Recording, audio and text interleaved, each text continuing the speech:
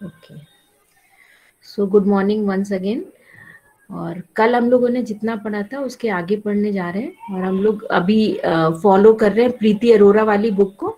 उसके बाद हम लोग एनसीईआरटी वाली बुक भी एक बार जल्दी से देख लेंगे कि अगर कोई टॉपिक रह गया हो और इम्पोर्टेंट हो तो वो हम लोग कवर कर लेंगे। कल जैसा कि हम लोगों ने डिस्कस किया था कि कंप्यूटर इज अ डम मशीन एक्चुअली, और हार्डवेयर तो हमारा प्रॉपरली वर्क करता है। और हार्डवेयर पहले क्या होता था कि हार्डवेयर पे सारा वर्क बेस्ड था, फंक्शनिंग जो है कंप्यूटर की that was based on hardware only. तो हमें कोई भी नई फंक्शनिंग चाहिए उस केस में हम हार्डवेयर डेवलप करते थे। बट अब एक जनरल टाइप का हार्डवेयर डेवलप्ड है जिसमें कि हम सॉफ्टवेयर की हेल्प से वैरायटी ऑफ जॉब्स कर सकते हैं।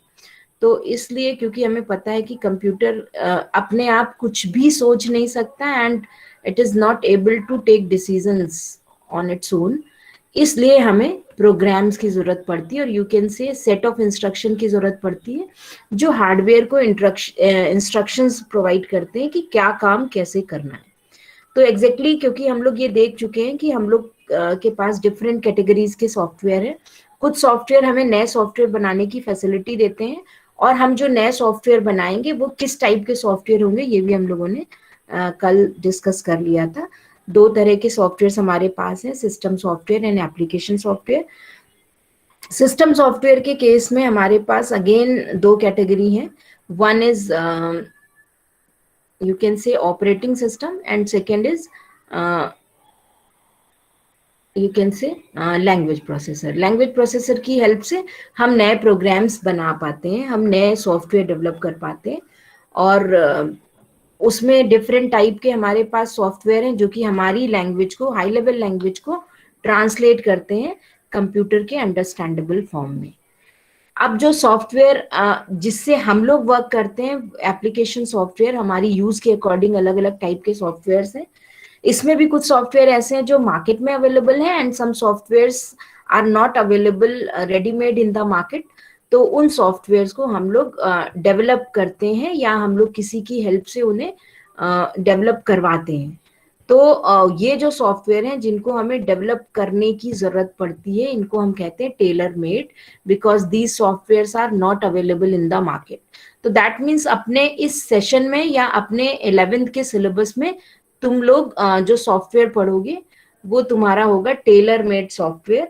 टेलर मेड सॉफ्टवेयर का मतलब है कि तुम एक ऐसा सॉफ्टवेयर बनाओगे जो कि तुम्हारी नीड के अकॉर्डिंग होगा, मार्केट में अवेलेबल नहीं होगा। तो हम लोग अब जितना भी प्रोसेस पढ़ने जा रहे हैं उसका मतलब है हम लोग टेलर मेड, और यू कैन से कस्टमाइज्ड, इसको हम कस्टमाइज भी कह सकते हैं क्योंकि ये यूजर की नीड के अकॉर्डिंग चेंज्ड सॉफ्टवेयर है। तो हम कस्टमाइज सॉफ्टवेयर बनाने के लिए हम लोग अब एक लैंग्वेज सीखेंगे। Language you know its python. जो भी तुम कंप्यूटर की लैंग्वेज अब सीखने जा रहे हो ये हाई लेवल लैंग्वेज है, और ये तुम जो सीखोगे वो पाइथन है। तो हम लोग पाइथन सीखेंगे, और पाइथन जो है जनरली इसका जो ट्रांसलेटर है वो आता है सिस्टम सॉफ्टवेयर के लैंग्वेज प्रोसेसर्स, या you can say program development tools की कैटेगरी में। तो हम ये कह सकते हैं कि ये एक लैंग्वेज प्रोसेसर है जिसको कि हम यूज करेंगे।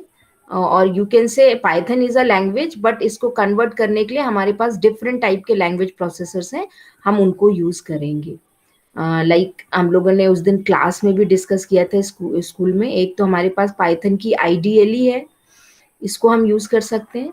दूसरा हमारे पास एनाकोंडा है। एनाकोंडा में हमें बहुत सारे सॉफ्टवेयर्स मिल जाते हैं जिसमें हम पाइथन के प्रोग्राम लिख पाते हैं। इसी एनाकोंडा में हमारे पास दो सॉफ्टवेयर्स हैं, एक तो जुपाइटर है जिसको हम यूज कर सकते हैं, और दूसरा है स्पाइडर। तो डिपेंड करता है कि हम क्या यूज कर रहे हैं, उसके बेसिस पे हम, सॉफ्टवेयर इतना अच्छा है, लैंग्वेज इतनी अच्छी है कि हम लोग जो है इसको यूज करके किसी भी प्लेटफॉर्म पे प्रोग्राम लिखें वो दूसरे प्लेटफॉर्म पे रन कर जाएगा। एट द सेम टाइम ये सब तो डेस्कटॉप वाले सॉफ्टवेयर हैं। अगर हमें मोबाइल पे रन करना है पाइथन के program, in that case we can use Pydroid. तो ये बहुत सारे हमारे पास लैंग्वेज प्रोसेसर्स हैं पाइथन के लिए जो हमें हमारे प्रोग्राम को मशीन लैंग्वेज में कन्वर्ट करने की फैसिलिटी प्रोवाइड करते हैं। तो अपने पूरे डिस्कशन में हम लोग यही देखेंगे कि हमें सॉफ्टवेयर क्या है और इसको कैसे हमें क्रिएट करना है, सॉफ्टवेयर क्या क्या प्लेटफॉर्म हम यूज करेंगे। कल हम लोगों ने ये भी डिस्कस किया था कि प्रोग्रामिंग क्या है। Process of writing a program is known as programming. और प्रोग्राम एग्जैक्टली है क्या? It's a set of instructions, set of instruction to perform a job in a logical manner. जिस तरह से हम लोग उस जॉब को कर रहे हैं, हम अपने एक्शंस को ऑब्जर्व करेंगे और उसी तरह कंप्यूटर के स्टेप्स बनाएंगे। तो इनिशियली हम लोग को थोड़ा सा कॉपी पे प्रैक्टिस करना पड़ता है स्टेप्स की, और धीरे धीरे फिर जब हम लोग परफेक्ट हो जाते हैं तो हम लोग अपने आप भी प्रोग्राम बिना किसी प्रीवियस एनालिसिस के हम लिख पाते हैं, क्योंकि हम लोग एक्सपर्ट हो चुके होते हैं। तो इस डायग्राम में हमें कंप्यूटेशनल थिंकिंग शो की गई है। सबसे पहले जो कुछ भी हम अपने ब्रेन में सोच रहे हैं, हम उसको डिजाइन करेंगे किसी ना किसी एक टूल की हेल्प से, और ऐसा टूल जो स्टैंडर्ड हो। स्टैंडर्ड का मतलब अगर कोई दूसरा प्रोग्रामर भी उसको देख रहा हो तो उसको समझ में आए कि ये क्या डिजाइन किया गया, ये कैसे इंस्ट्रक्शंस लिखी गई हैं।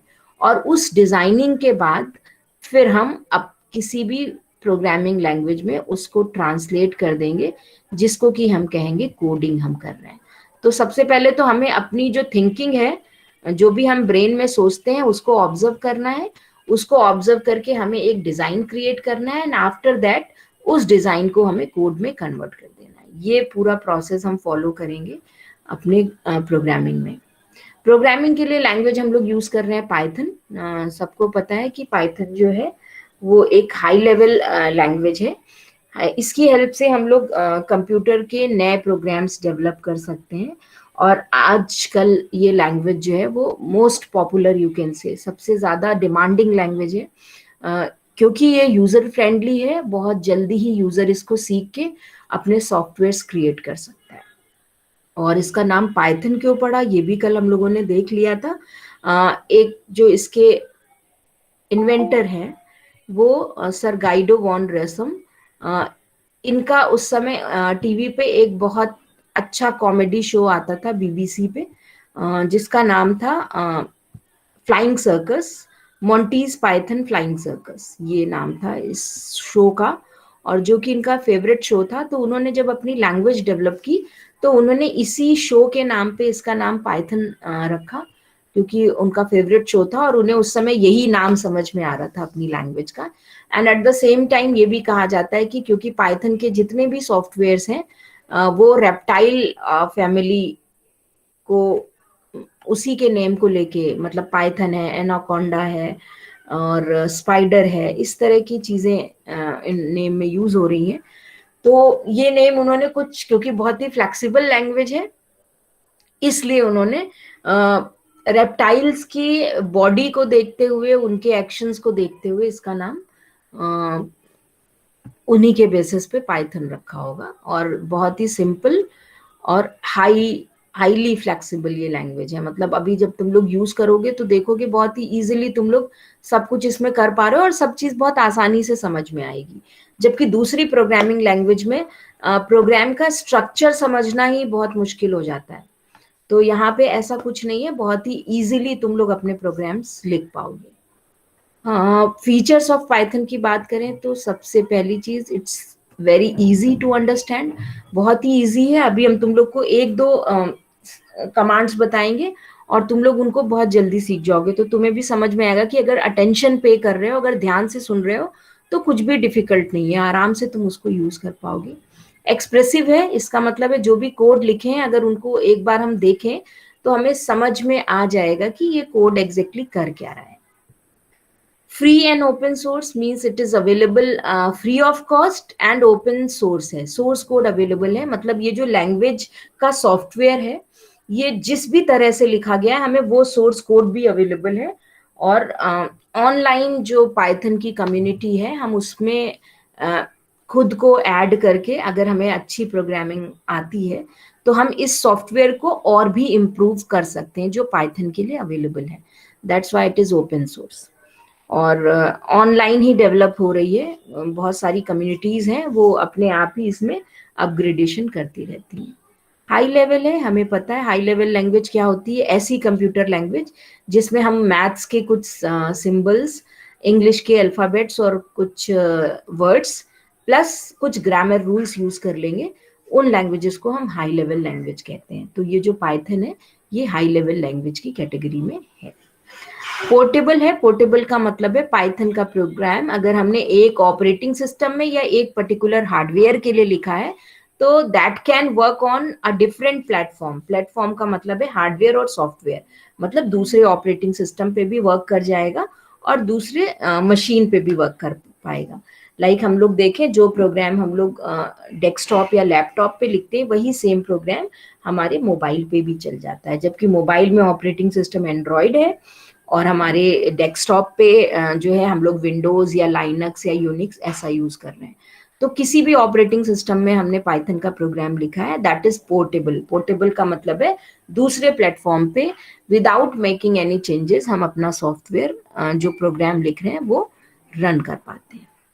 Now the next feature is it is object oriented. Object oriented वो लैंग्वेजेस हैं जो रियल वर्ल्ड में जितने भी ऑब्जेक्ट्स एग्जिस्ट कर रहे हैं, रियल वर्ल्ड के ऑब्जेक्ट का मतलब है लाइक हम कहें स्टूडेंट ये एग्जिस्ट कर रहा है, या फिर हम कहें कि वेजिटेबल्स एग्जिस्ट कर रही हैं, या हम कहें फ्रूट्स एग्जिस्ट कर रहे हैं, हम कहें ऑटोमोबाइल एग्जिस्ट कर रहे हैं, फर्नीचर एग्जिस्ट कर रहे हैं। तो यही जितनी भी रियल वर्ल्ड की एंटिटीज हैं यही हमारे बिजनेस को फॉर्म करती हैं। तो रियल वर्ल्ड में जितनी भी ऐसी एंटिटीज एग्जिस्ट कर रही हैं उनको हम as just like real world हम उसको कंप्यूटर में भी बिल्कुल एग्जैक्टली सेम जो भी उनके फीचर्स हैं या उनके जो भी बिहेवियर हैं उसको हम इम्प्लीमेंट कर पाते हैं। तो ऐसी जितनी भी लैंग्वेजेस हैं they are known as object oriented. तो इसमें C++ ऑब्जेक्ट ओरिएंटेड है, जावा ऑब्जेक्ट ओरिएंटेड है और पाइथन भी ऑब्जेक्ट ओरिएंटेड है। इससे पहले जो C लैंग्वेज थी that is not object oriented, उसमें ऐसा कोई भी कॉन्सेप्ट नहीं था कि हम इन एंटिटीज को फुल्ली डिफाइन कर पाए, तो वो ऑब्जेक्ट ओरिएंटेड नहीं थी। बट सी में चेंजेस करके C++ बनी, वो ऑब्जेक्ट ओरिएंटेड है। और उसके साथ ही साथ हम जो अब पढ़ रहे हैं Python that is also object oriented. Extensible है, that means we have a large set of libraries and extensions जिसको यूज करके हम इसको एक्सटेंड कर सकते हैं, इसके अपने खुद के प्रोग्राम को प्लस अपने सॉफ्टवेयर को भी। एम्बेडेडेबल है, एम्बेडेडेबल का मतलब है कि जो पाइथन के कोड हैं वो हम दूसरी किसी प्रोग्रामिंग लैंग्वेज में भी यूज कर सकते हैं। एट द सेम टाइम हम पाइथन में दूसरी प्रोग्रामिंग लैंग्वेजेस के भी कोड एम्बेड कर सकते हैं, जैसे लाइक HTML है या जावास्क्रिप्ट है या ASP है, इस तरह के कोड हम पाइथन में यूज कर सकते हैं। SQL को भी यूज कर सकते हैं। तो इसमें हम दूसरी लैंग्वेजेस के कोड भी एम्बेड कर सकते हैं, मतलब इंसर्ट कर सकते हैं। That's why it is embeddable. Interpreted है, we know the meaning of interpretation या इंटरप्रेटर। दैट मीन्स इसमें जो हम कोड लिखेंगे वो लाइन बाय लाइन ट्रांसलेट होगा मशीन लैंग्वेज में और लाइन बाय लाइन एग्जीक्यूट भी होगा। तो ये इंटरप्रेटर बेस्ड लैंग्वेज है। लार्ज स्टैंडर्ड लाइब्रेरीज, अपने आप में ही जो पाइथन का सॉफ्टवेयर है उसमें बहुत सारी लाइब्रेरीज हैं, मतलब रेफरेंस के लिए बहुत सारे प्री रिटन कोड हैं।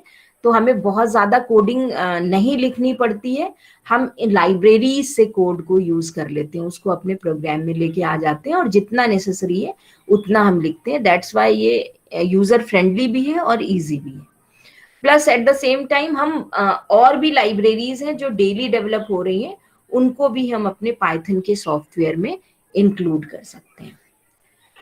Next feature is GUI programming, graphical user interface वाली प्रोग्रामिंग। हम लोगों ने पहले भी पढ़ा था ऑपरेटिंग सिस्टम के केस में कि ऑपरेटिंग सिस्टम जो है हमें दो तरह के इंटरफेस प्रोवाइड कराता है। One is CUI means command user interface and second is GUI means graphical user interface.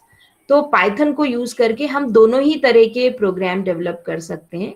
CUI का मतलब है you will get a blank screen और वहां पे प्रॉम्प्ट आएगा और वहां पे हमें सब कुछ लिखना होगा, तो वो कमांड यूजर इंटरफेस है।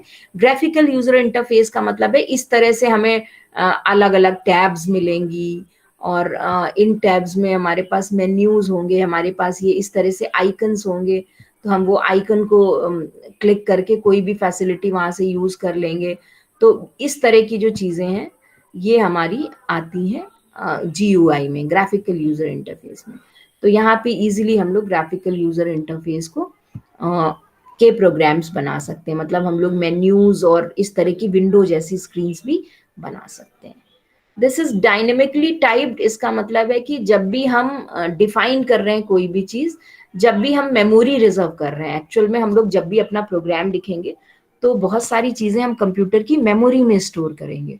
तो कंप्यूटर की मेमोरी में स्टोर करने के लिए हमें वहां पे स्पेस रिजर्व करनी होगी।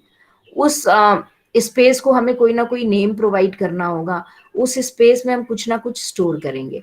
तो बाकी लैंग्वेजेस में क्या होता है कि जब हम स्टोर करने जाते हैं तो हमें पहले बताना पड़ता है कि इस स्पेस में हमें कोई इंटीजर वैल्यू स्टोर करेंगे, या फिर इस स्पेस में हम कोई फ्लोट टाइप की जिसमें कि पॉइंट लगा हो वो वैल्यू स्टोर करेंगे, या फिर हम कुछ इसमें अल्फा न्यूमेरिक वैल्यू स्टोर करेंगे। ये हमें बाकी लैंग्वेजेस में बताना पड़ता है, लेकिन but in case of Python ऐसा नहीं है। हम रन टाइम पे हम जो भी वैल्यू उसमें स्टोर करेंगे वो ऑटोमेटिकली उसी वैल्यू को ले लेगा। मतलब अगर हम एक ही स्पेस में हम इंटीजर भी स्टोर कर सकते हैं, हम डेसिमल वाली वैल्यू भी स्टोर कर सकते हैं, हम अल्फा न्यूमेरिक भी स्टोर कर सकते हैं, तो जैसी वैल्यू स्टोर होगी वो उसको उसी टाइप की वैल्यू एज्यूम करेगा, उसी टाइप की स्पेस एज्यूम करेगा। क्योंकि यहाँ पे अलग अलग टाइप की स्पेस पे हम अलग अलग ऑपरेशंस कर सकते हैं। अगर न्यूमेरिक स्पेस है तो हम उस पे मैथ्स के कैलकुलेशन कर पाते हैं। अगर हमारी स्पेस जो है वो न्यूमेरिक नहीं है, अल्फा न्यूमेरिक है, और यू कैन सी स्ट्रिंग कहते हैं हमें अल्फा न्यूमेरिक वैल्यूज को, स्ट्रिंग टाइप की, तो स्ट्रिंग के ऑपरेशंस अलग अलग होते हैं। तो ये डायनेमिकली टाइप्ड है, मतलब हमें ये नहीं बताना पड़ता कि ये जो स्पेस है ये किस टाइप की वैल्यू स्टोर करेगी। हम जिस टाइप की वैल्यू रन टाइम पे उसमें स्टोर करते हैं वो उसी टाइप के ऑपरेशंस उस पर अप्लाई करती है। तो दैट मीन्स रन टाइम पे जो कुछ भी हो रहा है उसके बेसिस पे जो भी डेटा मेमोरी में स्टोर हम करेंगे वो उसका टाइप डिफाइन कर लेगा, अपने आप डिसाइड करेगा। तो यहाँ पे हमें ये नहीं बॉदर करना है कि हम पहले से कंप्यूटर को बताएं कि क्या चीज तुम्हें स्टोर करनी है, किस टाइप की वैल्यू स्टोर करनी है। वो ऑटोमेटिकली रन टाइम पे जो भी वैल्यू दी जाएगी वो अपने आप डिसाइड हो जाएगा। अब ये हम लोगों ने देख लिया कि इंटरप्रेटर बेस्ड है, इंटरएक्टिव है, डायरेक्टली एग्जीक्यूटेड लैंग्वेज है with a pre compiled code, मतलब हमें पहले से ही इसका जो कोड है वो मिला हुआ है पाइथन का, उसको हम यूज कर सकते हैं, बार बार हमें उसे कंपाइल करने की जरूरत नहीं है, जो लाइब्रेरी में अवेलेबल है। और रन टाइम पे हम जो भी कोड लिखेंगे वो इंटरप्रेटर के से ट्रांसलेट होता रहेगा, तो हमें बार बार एग्जीक्यूट करने से पहले कंपाइल करने की जरूरत नहीं है, अपने आप ही वो ऑटोमेटिकली उसको ट्रांसलेट करके एग्जीक्यूट करता जाएगा। ये loosely typed object oriented programming language है, मतलब कि अगर हम चाहें तो ऑब्जेक्ट ओरिएंटेड फीचर यूज करें, और अगर हम चाहें तो ऑब्जेक्ट ओरिएंटेड फीचर्स को यूज ना करें। इट डिपेंड्स कि हमें किस टाइप के प्रोग्राम लिखने हैं। और बहुत ज्यादा इसमें जो स्ट्रक्चर ऑब्जेक्ट ओरिएंटेड प्रोग्रामिंग जब हम लोग यूज करते हैं तो एक उसमें थोड़ा सा डिफिकल्ट टाइप की स्ट्रक्चरिंग करनी पड़ती है कि यहाँ पे हम क्लास लिखेंगे, फिर क्लास में हम प्राइवेट पब्लिक प्रोटेक्टेड एलिमेंट्स बनाएंगे, तो बहुत डिफिकल्ट सा स्ट्रक्चर होता है। बट ऐसा पाइथन में नहीं है। पाइथन में वो ही चीज बहुत ही लूजली टाइप्ड है। लूजली टाइप का मतलब है हमें बहुत कम टाइपिंग, कॉम्प्लेक्स टाइपिंग एफर्ट करने पड़ते हैं, बहुत ही इजीली हम उसको डिफाइन कर पाते हैं। मतलब बहुत ही हार्ड एंड फास्ट कोई ऐसा हमें स्ट्रक्चर नहीं दिया गया है कि हम वैसा ही लिखें, और बहुत ही कॉम्प्लेक्स नहीं है। फ्री एंड ओपन सोर्स है, ये हम लोगों ने देख लिया कि फ्री ऑफ कॉस्ट अवेलेबल है, हम डाउनलोड करके इसको यूज कर पाएंगे। और नेट पे ही डेवलप हो रही है ये लैंग्वेज, तो सोर्स कोड इसके अवेलेबल है। Plus at the same time ये पोर्टेबल है। पोर्टेबल का मतलब है एक प्लेस से, एक प्लेटफॉर्म से दूसरे प्लेटफॉर्म पे easily without making any changes हम इसके कोड को रन करा सकते हैं। और बहुत सारी लाइब्रेरीज का रिपॉजिटरी है इसके पास, तो बहुत ही एक्सटेंसिबल लैंग्वेज है। डिफरेंट टाइप की लाइब्रेरीज है। हमें एनिमेशन यूज करना है तो हम एक दूसरी लाइब्रेरी यूज कर लेंगे। हमें कुछ और ग्राफिक्स वाली चीज करनी है तो उसके लिए भी लाइब्रेरी है। हमें डेट एंड टाइम को कुछ इम्प्लीमेंट करना है तो डेट और टाइम भी इसमें क्लॉक वगैरह ऑटोमेटिकली यूज कर सकते हैं, टाइम यूज कर सकते हैं।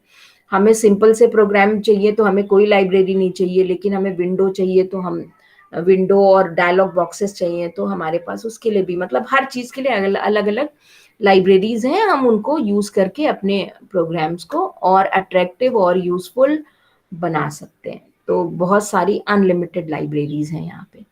बहुत ही कम टाइम लगता है पाइथन के प्रोग्राम को और सॉफ्टवेयर को डेवलप करने के लिए।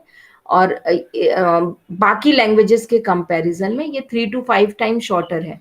मतलब इजीली हम बहुत जल्दी ही पाइथन में प्रोग्राम या सॉफ्टवेयर डेवलप कर पाते हैं बाकी दूसरी लैंग्वेजेस के कंपैरिजन में।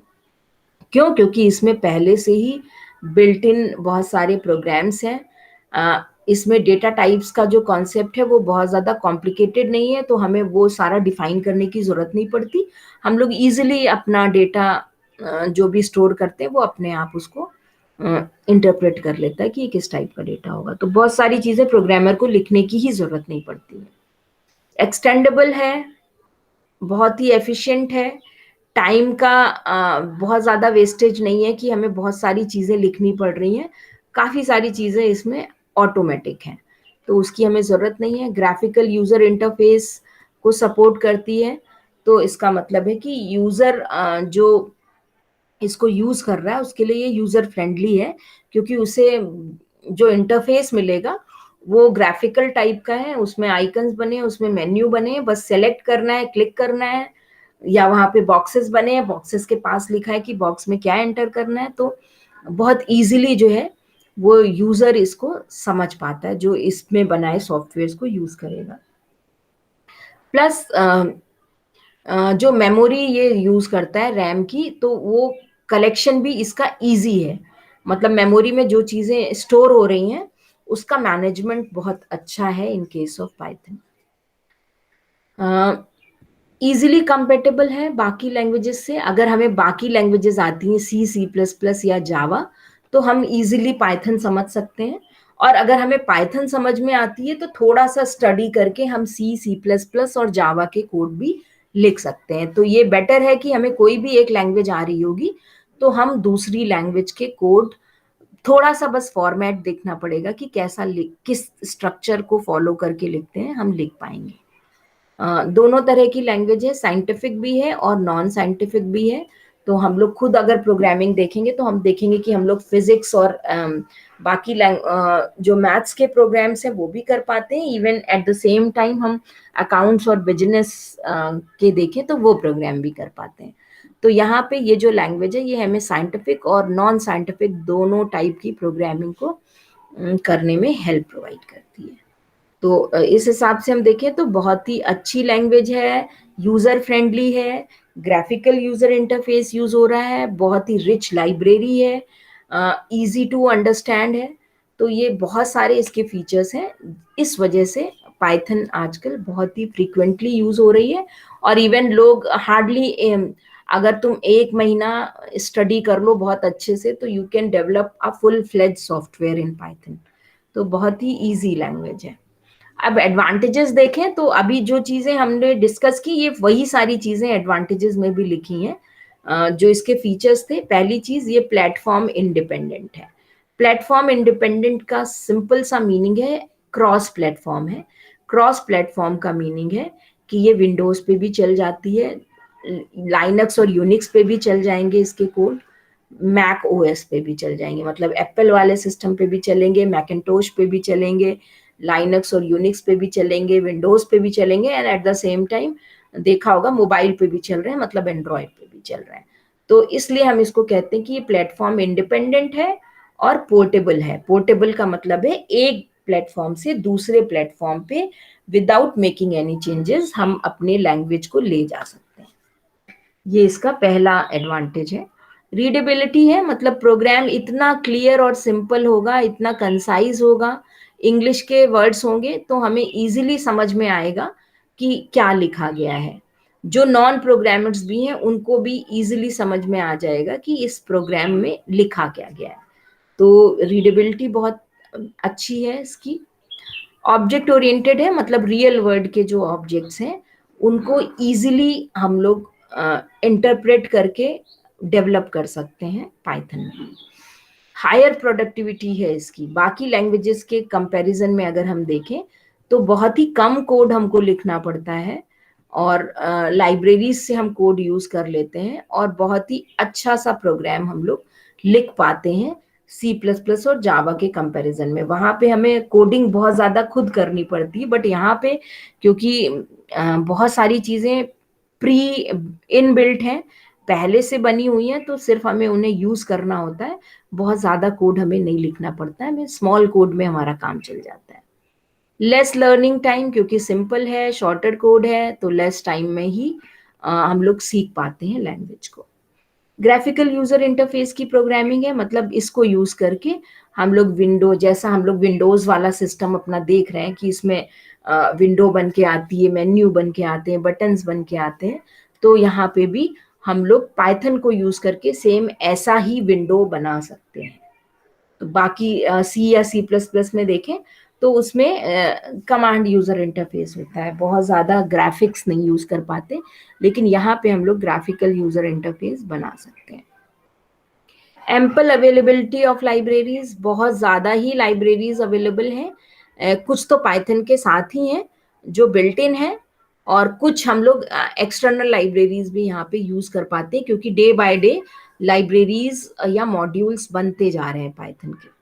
तो वो भी अच्छी सी एक अच्छा सा एडवांटेज है, अच्छा सा फीचर है कि डेली ही कुछ ना कुछ चेंजेस हो रहे हैं लैंग्वेज में, अपग्रेड हो रही है लैंग्वेज।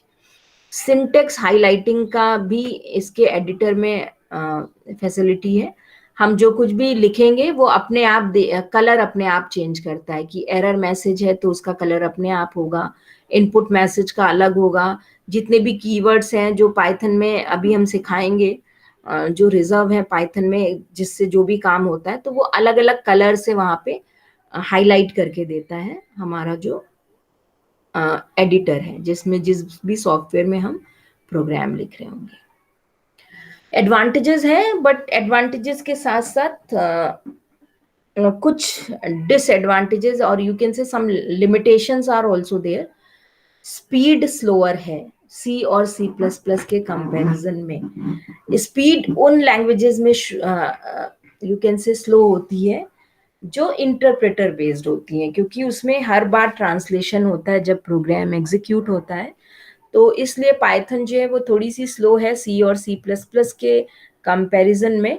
लेकिन ये हाई लेवल है इसलिए भी है क्योंकि जो सी और सी प्लस प्लस है वो जस्ट असेंबली लैंग्वेज के बाद में बनी थी, तो वो थोड़ी सी हार्डवेयर के ज्यादा क्लोज हैं।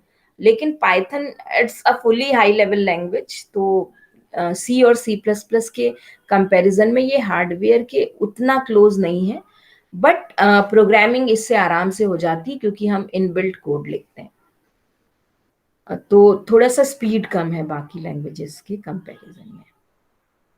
मोबाइल डेवलपमेंट जो है इसका मतलब है कि जो सॉफ्टवेयर हम यहाँ पे क्रिएट कर रहे हैं वो एप्लीकेशंस का अभी बहुत ज़्यादा एप्स बनाने का, जैसे जावा में देखें तो बहुत सारी मोबाइल के लिए ऐप बन जाती हैं।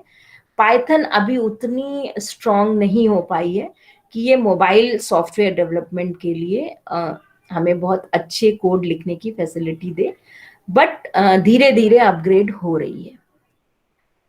पाइथन के केस में memory management is good, but memory consumption is high, मतलब बहुत ज्यादा, क्योंकि फ्लेक्सिबिलिटी है तो मेमोरी बहुत ज्यादा कंज्यूम कर लेती है ये लैंग्वेज। अभी हम लोग जब देखेंगे कि इसमें वेरिएबल्स स्टोर कैसे होते हैं, तो अननेसेसरी बहुत सारी वैल्यूज वहां पे रिफर करने के लिए स्टोर रहती हैं पहले से ही, जिसकी जरूरत नहीं होती है कभी कभी। तो memory consumption is high, but memory handling is easy, मतलब इजीली वो मेमोरी से कोड हमारे वैल्यूज एक्सेस कर लेता है, लेकिन उसके लिए उसको स्पेस बहुत ज्यादा रिक्वायर्ड होती है।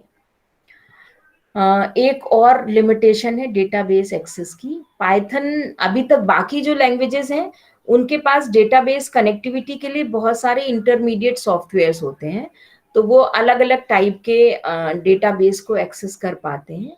अब डेटाबेस से क्या समझते हो, पहले तो ये बताओ, what do you mean by a database? कुछ आइडिया है डेटाबेस क्या होता है? यस, इसको डिस्कस करने से पहले हमें पता हो कि डेटाबेस एग्जैक्टली होता क्या है, तब हम लोग फिर इसको समझ पाएंगे। कोई ऐसा सॉफ्टवेयर जो डेटाबेस के नाम से जानते हो? अभी टेस्ट भी हुआ था तो उसमें डीबीएमएस लिखा था, उसका मतलब क्या था? Database management system.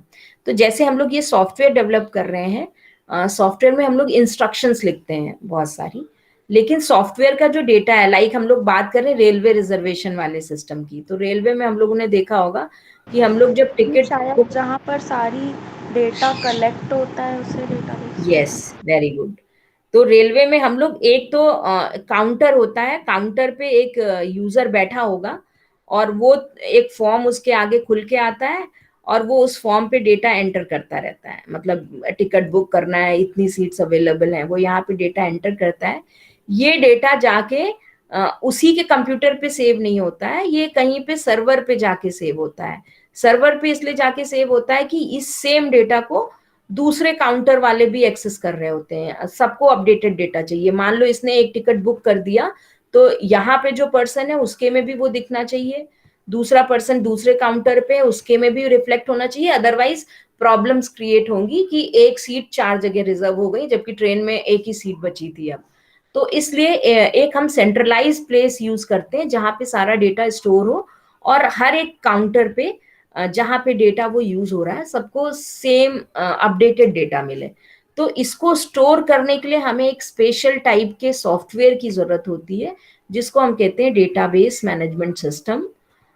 तो जहाँ पे भी बल्क ऑफ डेटा स्टोर हो रहा है, बैंक में, स्कूल्स में, हॉस्पिटल में, रेलवे के काउंटर में, एयरलाइन में, जहाँ पे पूरे वर्ल्ड के लोग अपना डेटा, उनका डेटा आ रहा है, तो वहां पे डेटा को मैनेज करने के लिए हमें एक सॉफ्टवेयर की जरूरत होती है, डेटाबेस मैनेजमेंट सिस्टम, जो कि एक सर्वर पे रन करता है। तो इसको हम लोग डेटाबेस सर्वर भी कहते हैं। इस यहाँ पे बहुत ही बल्क में डेटा स्टोर होता है, बहुत सारी क्वेरी लोग करते होते हैं। तो ये जो डेटाबेस मैनेजमेंट सिस्टम है, ये बड़े डेटा को स्टोर करने के लिए, डेटा बेसिस को, इसलिए हम कहते हैं कि डेटा बेस को स्टोर करता है, मतलब collection of bulk of data, बहुत ज्यादा डेटा स्टोर करते हैं, उसको हम डेटाबेस कहते हैं। तो यहाँ पे जो डेटाबेस एक्सेस के लिए जो सॉफ्टवेयर यूज होते हैं जिसमें हम डेटा स्टोर करेंगे, हम पाइथन में यहाँ पे प्रोग्राम बनाएंगे, और हमारा जो डेटा है वो जाके किसी एक डेटाबेस में हम स्टोर करना, वो भी हम लोग सीखेंगे।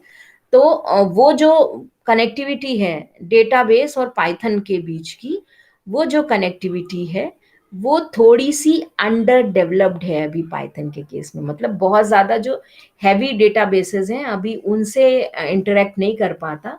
लेकिन तब भी ये माई एसक्यूएल जैसे डेटाबेसेस से, बड़े डेटाबेसेस से कर लेता है। मतलब अगर हम लोग देखें तो जावा के केस में या फिर ओडीबीसी, ये सब बीच के कनेक्टर्स आते हैं जो बाकी सी, सी प्लस प्लस और जावा में तो यूज हो पाते हैं। बट यहाँ पे जो है अभी सिंपल सी कुछ ही डेटाबेसेस के साथ ये कनेक्शन इसका पॉसिबल है। बाकी अभी डेवलप हो रहा है क्योंकि नई लैंग्वेज है, धीरे धीरे डेवलपमेंट हो रहा है। तो आगे फ्यूचर में आई होप कि इसका भी जो डेटाबेस कनेक्टिविटी वाला फीचर है वो बहुत यू कैन से स्ट्रांग हो जाएगा। तो ये थोड़ा सा लिमिटेशन है कि बहुत सारे डेटाबेसेस को नहीं एक्सेस कर सकता है, लेकिन हाँ इतना कर पा रहा है कि इजीली अभी हमारे सॉफ्टवेयर पाइथन में रन कर पा रहे हैं, ऐसा कोई ऐसी प्रॉब्लम नहीं आ रही है। बट हाँ ये है कि अभी प्रिमिटिव स्टेज में है, अभी प्री वाली स्टेज में है, डेवलपमेंट चल रहा है अभी इसका। रन टाइम एरर्स का मतलब है जब हम प्रोग्राम को एग्जीक्यूट करते हैं, जैसे हम लोगों ने भी देखा होगा विंडोज में हमारा कोई भी हमने एप्लीकेशन स्टार्ट की, वो रन कर रही है, कभी कभी एकदम से कोई मैसेज आ जाता है जो कि कभी नहीं आया होता है। तो वो जो एरर्स हैं, these errors are known as run time errors. Run time का मतलब है जब सॉफ्टवेयर चल रहा था एकदम से अचानक से कोई एरर आ गई। तो पाइथन में भी ऐसे कुछ इश्यूज हैं डिज़ाइन के टाइम पे लैंग्वेज में। वैसे तो लैंग्वेज डायनेमिकली टाइप्ड है, लेकिन टेस्टिंग बहुत इम्पोर्टेंट है। मतलब हम अपना जो भी कोड लिखें वो उसको टेस्ट करते रहें, और अगर टेस्टिंग प्रॉपर है तो बहुत सारी एरर्स जो आनी चाहिए रन टाइम पे वो हम हैंडल कर लेते हैं। बट कभी कभी क्या होता है कि टेस्टिंग नहीं हो पाती प्रॉपर, तो वो एरर्स आ सकती हैं रन टाइम पे भी। इवन जो हम लोग पाइथन के अभी सॉफ्टवेयर जो अभी हैं, जो चल रहे हैं, अ, उसमें भी कुछ इश्यूज ऐसे हैं कि वो रन टाइम पे उनकी एरर अभी भी आ सकती हैं।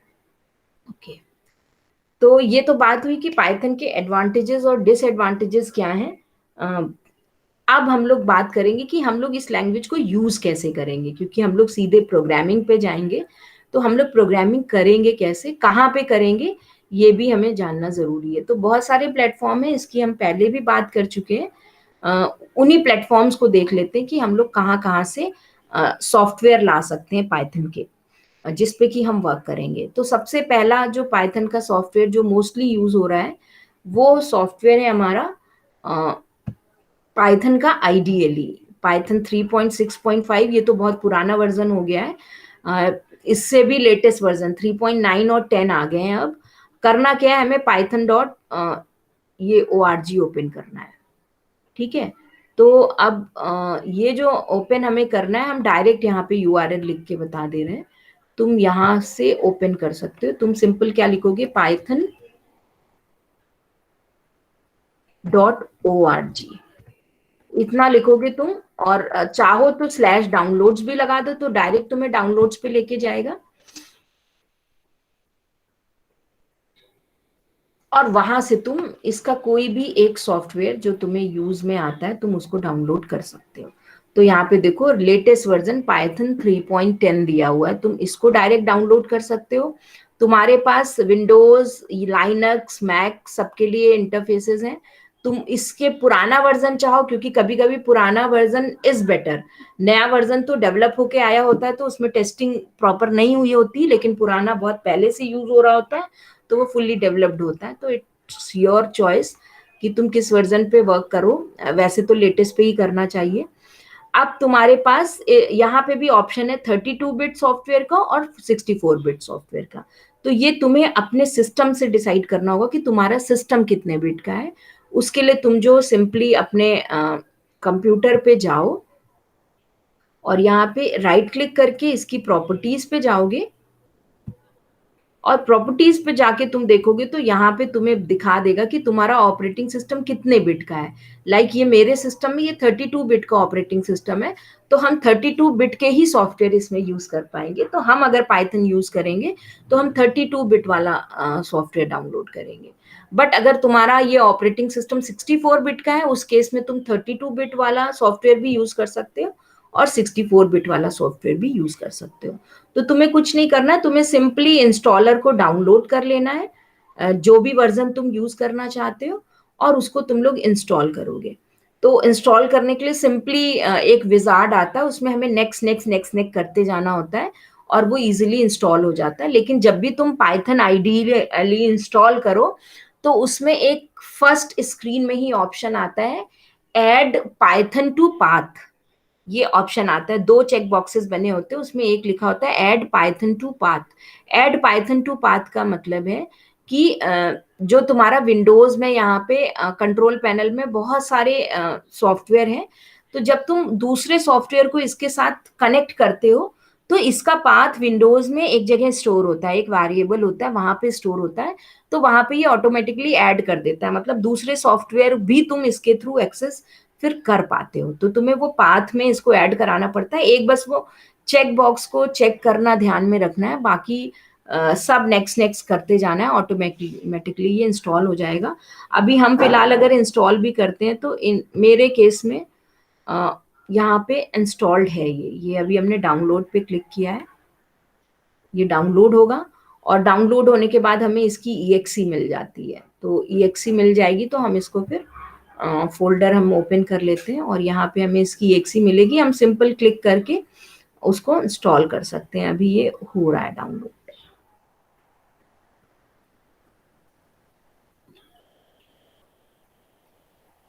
ये आ गया पाइथन 3.10। डबल क्लिक करेंगे सिंपल सा, रन करने के लिए रन पे क्लिक करेंगे।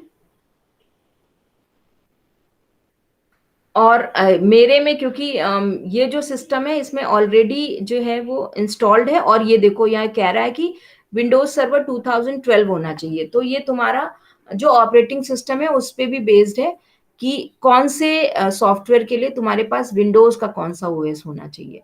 तो उस केस में अभी मेरे में वैसे तो है 8.1 तो नहीं है, बट इसमें पड़ा हुआ है उसका।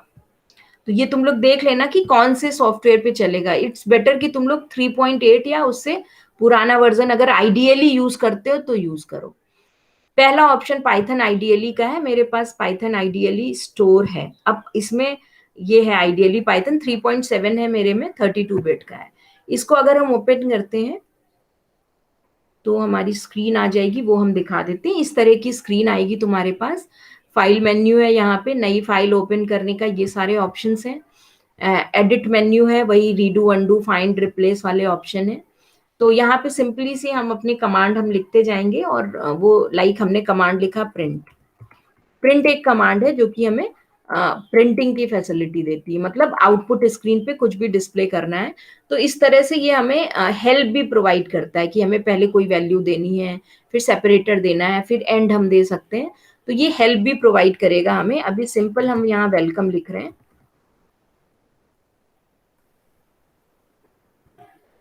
तो यहाँ पे भी हम अपने कमांड्स लिख सकते हैं। ये हमारा इंटरेक्टिव मोड है, मतलब हम एक कमांड लिखेंगे और हमें उसका आउटपुट मिल जाएगा। एट द सेम टाइम हम यहाँ पे एक फाइल ओपन करके उस फाइल में कई सारी कमांड्स लिख सकते हैं, और उसके बाद लाइक हमने यहाँ पे वही वाली कमांड यहाँ से कॉपी कर लेते हैं,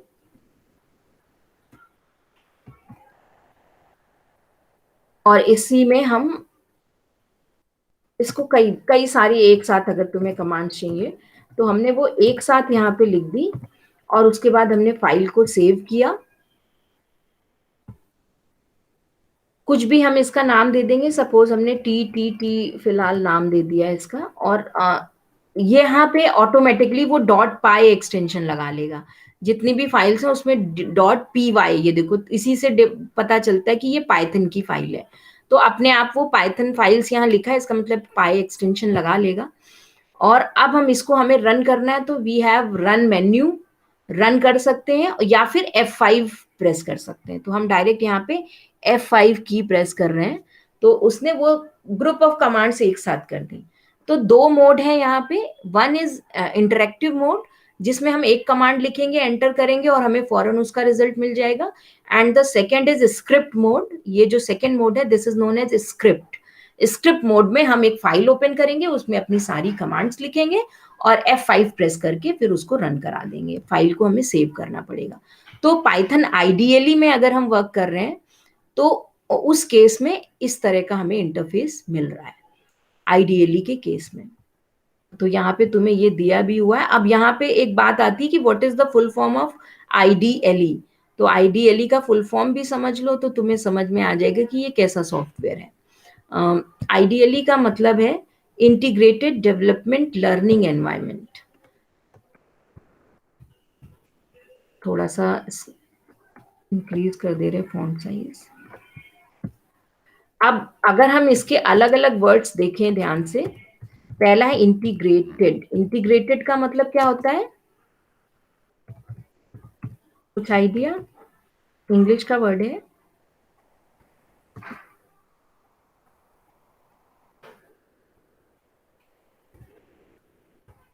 बहुत सारी चीजें एक साथ कंबाइन की हुई हैं इसमें।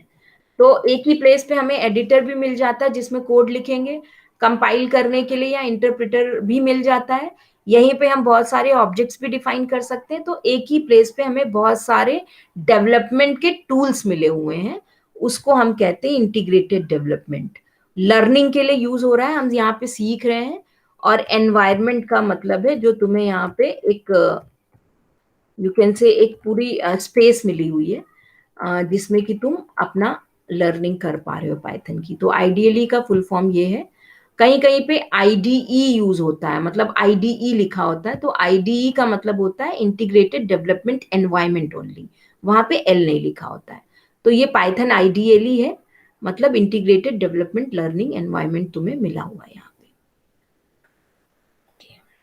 अब ये देख लिया कि इसको कैसे डेवलप करना है, इसमें वही सारी चीजें यहाँ पे तुम्हें डिफाइन की हुई है तुम्हारी बुक में।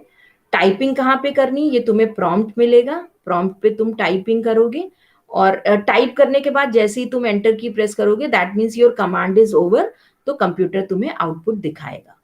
तो इसको हम पाइथन शेल भी कहते हैं। 3 ग्रेटर के साइन, हमें ग्रेटर देन के 3 साइंस मिलेंगे, जिसको कि हम पाइथन का प्रॉम्प्ट कहते हैं। तो ये तो कमांड लाइन इंटरेक्शन है, जहाँ पे हम इस तरह से लिखते हैं, और डायरेक्ट भी तुम लिख सकते हो विदाउट प्रिंट, ऐसे भी लिख सकते हो हेलो वर्ड, तो वो तुम्हें आउटपुट दिखा देगा। दूसरी चीज है, हम कोड भी यहाँ पे तुम्हें वही सारी चीजें हैं कि तुम्हें यहाँ पे ये हेल्प शो करेगा। तुम प्रिंट स्टेटमेंट, बहुत सारे स्टेटमेंट लिख सकते हो, एक से ज्यादा मैसेजेस डिस्प्ले कर सकते हो। वो जैसे जैसे हम लोग करते जाएंगे वो हम लोग सीखते जाएंगे। एक चीज और है, ये केस सेंसिटिव है। अभी हमने प्रिंट तुम लोग को लिख के दिया, लाइक इसको हम एक बार फिर से, हमने आइडियली बंद कर दिया है तो इसको फिर से कर लेते हैं, ओपन हो जाएगा। हमने अभी प्रिंट वहां पे लिखा था स्मॉल में, तो ये ठीक से कर रहा है। हमने यहाँ प्रिंट लिख दिया कैपिटल में, अब ये नहीं रन करेगा इसको, क्योंकि इसे समझ में नहीं आता कैपिटल, इसने एरर दे दी, क्योंकि इसे PRINT कैपिटल में जो प्रिंट लिखा है वो नहीं समझ में आता, हमको स्मॉल में ही लिखना पड़ेगा। बाकी ये चीजें हम विद इन कोड्स जो लिख रहे हैं दैट इज ओके, लेकिन जो इस लैंग्वेज में डिफाइन है वो प्रिंट, इसको स्मॉल लेटर वाला पता है, कैपिटल वाला नहीं पता है। अब उसने प्रिंट कर दिया, इसी को हम कहते हैं केस सेंसिटिविटी। मतलब वो स्मॉल लेटर अगर उसमें डिफाइन है तो वो स्मॉल लेटर ही समझेगा, कैपिटल नहीं समझेगा। तो यहाँ पे जो चीजें हम तुम्हें जिस लेटर्स में, स्मॉल लेटर्स में अगर हम बताएंगे तो तुम्हें वो as it is small letters में ही लिखनी होगी अपने प्रोग्राम में, और जो हम कैपिटल में हम लोग यूज करेंगे वो कैपिटल में लिखनी होगी। स्मॉल कैपिटल का कॉम्बिनेशन भी है। तो जैसे जैसे सीखते जाओगे वैसे वैसे तुम्हें समझ में आता जाएगा, क्योंकि ये केस सेंसिटिव है। केस सेंसिटिव का मतलब है ये स्मॉल लेटर्स और कैपिटल लेटर्स को अलग अलग एज्यूम करता है। इसके लिए स्मॉल ए इज डिफरेंट और कैपिटल ए इज डिफरेंट। मतलब सिंपल सा है कि ये आस्क की वैल्यू को कंसीडर करता है। स्मॉल ए की जो आस्क की वैल्यू है वो 97 है और कैपिटल ए की 65 है। तो इसका मतलब है कि हम कैपिटल ए लेंगे तो वो अलग है और स्मॉल ए अलग है। सेम ऐसे ही capital P is different, small P is different. तो ये केस सेंसिटिव लैंग्वेज है। इसके लिए स्मॉल लेटर्स, स्मॉल अल्फाबेट्स और कैपिटल अल्फाबेट्स डिफरेंट होते हैं। तो हमें जब भी हम लैंग्वेज सीखेंगे तो जिस भी लैंग्वेज में इसमें जो भी वर्ड डिफाइंड है, हमें उसी वर्ड में उसी तरह से लिखना पड़ेगा। अब यहाँ पे देखो लिखा है कि प्रिंट, इस प्रिंट में पहला वाला पी कैपिटल है, बाकी स्मॉल है, ये भी वो रिकॉग्नाइज नहीं करेगा, क्योंकि उसे पूरा स्मॉल लेटर में प्रिंट लिखा है वही समझ में आता है।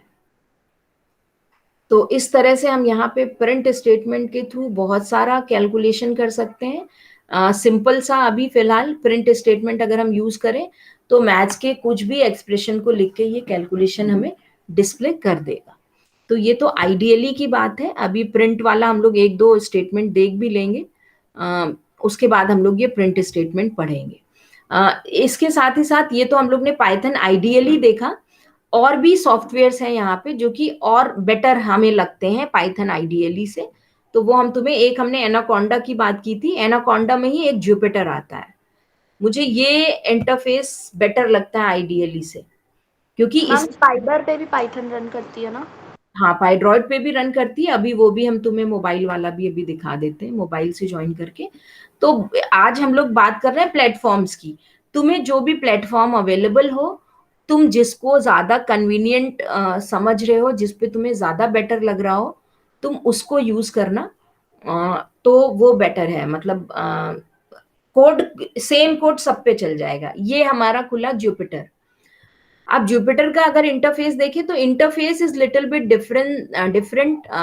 जो अभी हमने आइडियली का देखा, हमें यहाँ पे न्यू पे जाना है और एक पाइथन की नोटबुक ओपन कर लेनी है। पाइथन 3 नाम से नोटबुक ओपन होगी, और इसमें हम अपने सारे कोड लिखते जाएंगे, तो इसमें एक ही प्लेस पे हमारे सारे कोड रहते हैं, तो हमें ये भी बेटर लगता है।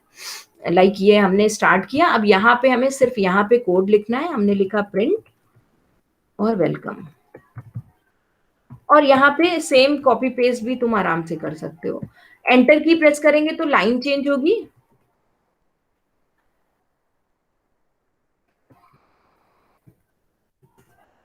और अगर हमें इसे रन करना है तो यहाँ पे ये रन बटन दिया हुआ है, या फिर शिफ्ट के साथ एंटर की प्रेस करेंगे तो रन हो जाएगा। तो यहाँ पे हमें सेम प्लेस पे हम इनपुट में कोड लिखते हैं और वहीं नीचे हमें आउटपुट मिल जाता है। तो ये भी हमें बेटर लगता है, और इसमें बहुत सारी लाइब्रेरीज पहले से इंस्टॉल्ड मिलती हैं। तो क्योंकि पहले से इंस्टॉल्ड लाइब्रेरीज हैं, तो हमें इंस्टॉल नहीं करना पड़ता है उसको। तो बहुत सारी चीजें जो हमें आइडियली में अलग से इंस्टॉल करनी पड़ेंगी आगे चल के, वो यहाँ पे पहले से प्री इंस्टॉल्ड है। तो एक ये भी बेनिफिट है मैम जियोपेटर। हाइड्रॉइड में भी लाइब्रेरीज इंस्टॉल करनी पड़ेंगी? पाइड्रॉइड में भी लाइब्रेरीज इंस्टॉल करनी पड़ती है। आज हम एक वीडियो भी तुम लोग को शेयर कर देंगे, तो उसमें भी लाइब्रेरीज कैसे इंस्टॉल करनी है वो तुम लोग समझ जाओगे। और इंस्टॉल इसलिए करनी पड़ती है क्योंकि वो मोबाइल वाला सिस्टम है, इस वजह से तुम्हें उस पर इंस्टॉल करनी पड़ जाती है। तो अब वो तुम्हारे ऊपर है कि कुछ कुछ बच्चों के पास लिमिटेशंस है, उनके पास मोबाइल ही है घर में, लैपटॉप नहीं है, तब तो वो मोबाइल पे ही कर पाएंगे। तो एक बार हम लोग पाइड्रॉइड भी देख लेते हैं और उसके बाद आज की क्लास ओवर करेंगे, फिर बाकी हम लोग इसके आगे कल पढ़ेंगे। आज हम लोगों ने देख लिया है कि हम लोग कैसे ओपन करेंगे, कौन सा सॉफ्टवेयर यूज कर रहे हैं, वो कैसे ओपन करना है। कल हम लोग फिर ये प्रिंट स्टेटमेंट पढ़ लेंगे कि प्रिंट स्टेटमेंट में कैसे हम लोग आउटपुट डिस्प्ले करते हैं, किस तरह से हम लोग फिर अपनी फाइल सेव करेंगे। हम जो भी प्लेटफॉर्म यूज करेंगे, जैसे हम लोगों ने ये चीज देख ली कि हम लोग स्क्रिप्ट मोड में नई फाइल ओपन करके कई सारा कोड लिख सकते हैं और F5 से उसको वहां पे रन करा सकते हैं पाइथन आइडियली में। और हमें एग्जिट करना है तो कंट्रोल क्यू प्रेस कर सकते हैं आइडियली में, या फिर हम जो पाइथन का प्रॉम्प्ट है उसमें एग्जिट या क्विट लिख देंगे। तो यहाँ पे वो वर्क नहीं करता है, यहाँ पे हमें एक दूसरा मेथड यूज करना पड़ता है। तो वो अभी इसमें विजिबल नहीं है, बट सिंपली ऑल्ट F4 से भी तुम एग्जिट कर सकते हो यहाँ पे। मैम नोटबुक में लिमिटेशंस तक लिखना होगा बस, ये इंस्टॉलेशन क्या लिखे नोटबुक में? हाँ, इतना हमने तुम लोग को एक पीपीटी भी शेयर की थी, पीडीएफ। वो पीडीएफ भी यहाँ पे ये वाली, तो ये पीडीएफ भी बेटर है। इस पीडीएफ में सब कुछ शॉर्ट में दिया हुआ है, ये मेरी नहीं है, ये ओईएफ के सर और कहीं के इन लोगों ने बनाई है, बट क्योंकि आई फाइंड इट सूटेबल, सब कुछ शॉर्ट में लिखा है, तो तुम लोग इससे भी लिख सकते हो, बहुत ही की पॉइंट्स लिखे हुए हैं। तो कॉपी में तो इससे लिखो, बाकी तो तुम लोग जैसे जैसे करते जाओगे वैसे वैसे तुम्हें समझ में आता जाएगा। तो for chapter notes it's better. ये जो हमने ये कल हमने शेयर कर दी थी, जो हमने चैप्टर्स दिए थे उसी के साथ ही साथ ये भी हमने शेयर कर दी थी, तो तुम लोग इससे नोट्स अपने लिख सकते हो। अब हम मोबाइल से 1 मिनट ज्वाइन करते हैं, तो तुम लोग पाइड्रॉइड भी देख लो उसमें कैसे वर्क करते हैं, और हम इसका फिर वीडियो तुम लोग को शेयर कर देंगे। Just a minute.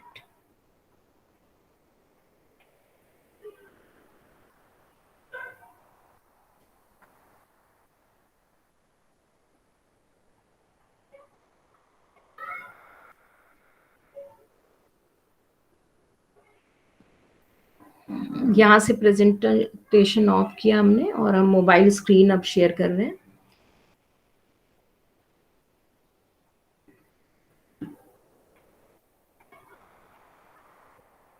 अब यहाँ पे ध्यान से हम देखें तो ये हम होम स्क्रीन पे आ गए अपनी, और होम स्क्रीन के बाद मेरे में तो पाइड्रॉइड इंस्टॉल है, ये यहाँ पे PY3 दिख रहा है, ये पाइड्रॉइड 3 है।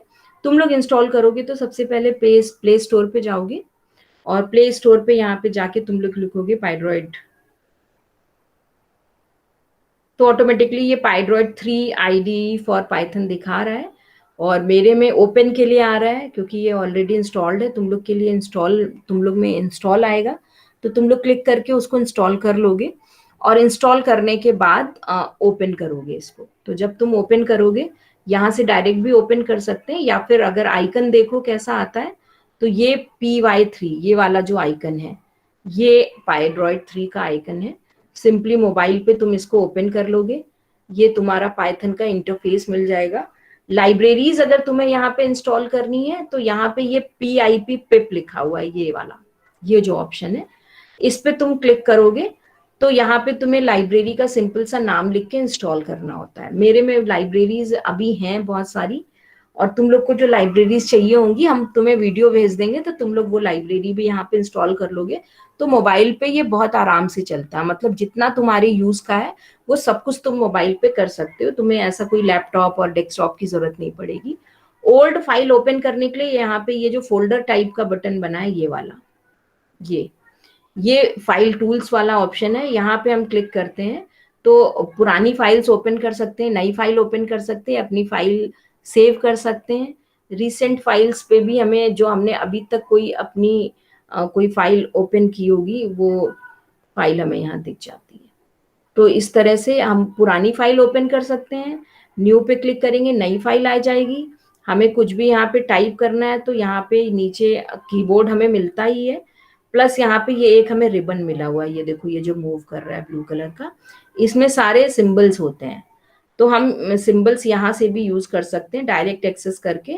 हमें कीबोर्ड में बहुत ज्यादा ओपन नहीं करना पड़ता, मतलब बार बार हमें स्विच ओवर नहीं करना पड़ता। हम इस रिबन से भी लिख सकते हैं। जो चीजें यहाँ पे नहीं अवेलेबल है, लाइक डबल कोट्स नहीं दिख रहा हमें, तो वो सब तुम लोग कीबोर्ड चलाना जानते हो तो तुम वहां से कर सकते हो। तो ये हमने प्रिंट वेलकम लिखा। अब यहाँ पे ये प्रोग्राम हमने लिख लिया, इसको रन कराने के लिए ये येलो कलर का बटन है, ये वाला, इस बटन पे हम लोग क्लिक करेंगे तो यहाँ पे हमारा प्रोग्राम रन हो जाता है और ये हमारी आउटपुट स्क्रीन है, यहाँ पे हमें आउटपुट मिल जाता है। तो ये भी एक अच्छा सॉफ्टवेयर है, हम मोबाइल पे रन कर पा रहे हैं अपने कोड को, और कोई लिमिटेशन नहीं है, क्योंकि मोस्टली मोबाइल सबके हाथ में होता है। तो जब भी तुम्हें यहाँ पे प्रैक्टिकल करना है तुम इजिली अपना प्रैक्टिकल मोबाइल पे भी कर सकते हो। बाकी एडिटर की कुछ सेटिंग्स हैं तो वो तुम चाहो तो यहाँ पे सेटिंग्स में जाके चेंज कर सकते हो, कलर चेंज कर सकते हो, अपीयरेंस चेंज कर सकते हो, ये सब तुम्हारे ऊपर है। फॉन्ट साइज इंक्रीज या डिक्रीज कर सकते हो, तुम चाहते हो कि थोड़ा सा बड़ा फॉन्ट दिखे तो तुम उसको, उसका साइज बढ़ा सकते हो। तो ये सारी चीजें यहाँ पे की जा सकती है, लेकिन मेन जो यूज है वो इस मेन्यू का है, प्लस तुम ये जो एडिटर विंडो है इस पे तुम कोड लिख रहे हो उसका है, और ये यहाँ पे रन बटन का है। बाकी सारा काम आराम से हो जाता है इसमें। तो एक ये भी ऑप्शन है तुम्हारे पास। हम कोशिश करेंगे, हम तुम लोग को जो सॉफ्टवेयर यूज करेंगे, जुपिटर इज बेटर, मतलब हमें जुपिटर ज्यादा बेटर लगता है। तो हम अगर डेस्कटॉप से रिप्रेजेंट करेंगे तो जुपिटर पे करेंगे। बट ये है कि हम लोग अपनी प्रैक्टिस करते रहेंगे, हम लोग हर एक सॉफ्टवेयर को बीच बीच में यूज करते रहेंगे, क्योंकि कभी कभी तुम लोग किसी सॉफ्टवेयर पे वर्क करोगे, कभी किसी पे वर्क करोगे। जुपिटर जो है वो हमने जब से इंस्टॉल किया है, हमें उसमें कभी भी कोई प्रॉब्लम नहीं आई।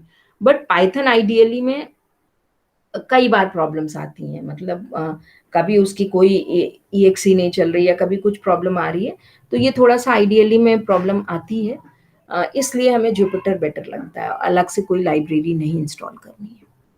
तो फिर आज के लिए इतना ही। आई होप कि तुम लोग कल तक कोई ना कोई एक प्लेटफॉर्म इंस्टॉल कर लोगे अपने पास, जिससे कि कल से अब हम लोग अगर प्रोग्रामिंग स्टार्ट करते हैं तो तुम लोग उसको प्रैक्टिकली कर भी पाओगे। इसमें मेहनत बहुत ज्यादा नहीं है, मतलब मेमोराइज करने वाला बहुत ज्यादा नहीं है, सिर्फ प्रैक्टिस की जरूरत है। जो बताया उसको ध्यान से सुन लिया और उसको एक बार प्रैक्टिकली करके देख लिया, इतना सफिशिएंट है। तो आज के लिए फिर इतना ही, रिकॉर्डिंग ऑफ करते हैं। अगर किसी की कोई क्वेरी है then you can ask, otherwise फिर हम लोग कल आगे